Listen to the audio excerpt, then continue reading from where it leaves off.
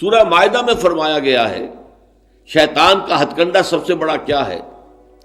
انما یرید الشیطان ان یوقع بینکم العداوۃ والبغضاء، شیطان کا سب سے بڑا حربہ یہ ہے کہ وہ تمہارے مابین دشمنی اور بغض پیدا کر دے. یہ شیطان کا سب سے بڑا حربہ ہے. انسانی اخوت ہے، برادری ہے، بہن بھائی ہیں، اب ان میں رخنے ڈالنا، شوہر اور بیوی کے درمیان جدائی کرانا. یہ آتا ہے ایک حدیث کے اندر بھی کہ ایک دفعہ شیطان جو ہے اس کے بہت سے کارندے اس کے ساتھ جمع تھے، ہر ایک اپنی کارگزاریاں بتا رہا تھا، میں یہ کر کے آیا ہوں، میں یہ کر کے آیا ہوں. تو ایک نے کہا میں شوہر اور بیوی کے درمیان ناچاقی پیدا کر کے آ گیا ہوں. تو شیطان نے اسے شاباش دی کہ تم نے سب سے اچھا کام کیا. اس کی وجہ یہ کہ اس سے پورا خاندانی نظام مختل ہو جائے گا، اور جہاں خاندانی نظام جو ہے وہ خراب ہو جائے تو پھر اس معاشرے کے تباہ اور برباد ہونے میں زیادہ دیر نہیں لگتی. تو یہ در حقیقت شیطان کا جو حربہ ہے ان یوقع بینکم العداوۃ والبغضاء، تمہارے مابین دشمنی اور بغض پیدا کر دے. تو یہ تبذیر اس کا سب سے بڑا ذریعہ ہے.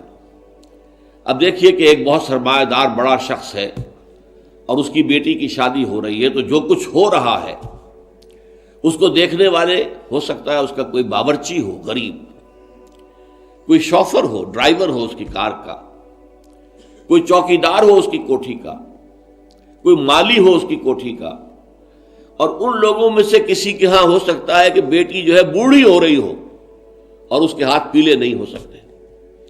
جو معاشرے میں کم سے کم جو تقاضے پیدا کر دیے گئے ہیں شادی کے لیے وہ بھی پورے کرنے کے لیے اس کے پاس پیسہ نہیں ہے.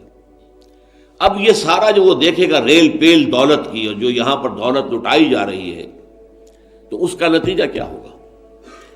اس کے دل میں شدید احساس محرومی پیدا ہوگا.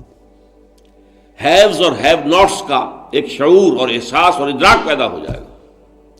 یہ مترفین ہیں، ہم محرومین ہیں.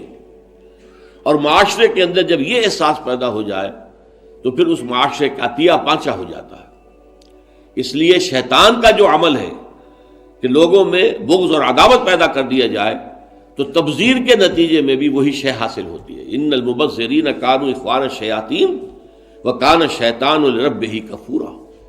ہمیں تو یہاں تک حضور نے حکم دیا ہے کہ تم اگر اپنے بچوں کے لیے پھل لے کر آؤ تو یا تو پڑوس کے بھی بچوں کے لیے وہ پھل بھیجو ان کے گھر کے اندر، اور یہاں اگر تمہارے پاس اتنی ہی صرف مقدرت تھی کہ اپنے بچوں کے لیے کچھ لے آئے ہو، اس سے زیادہ کا امکان ہی نہیں تھا، تو یہ ضرور اہتمام کرو کہ ان کے چھلکے یا ان کی گٹھلیاں، آم آئے ہیں گھر میں تو آم کے چھلکے اور گٹھلیاں تو اپنے دروازے کے باہر نہ ڈالنا.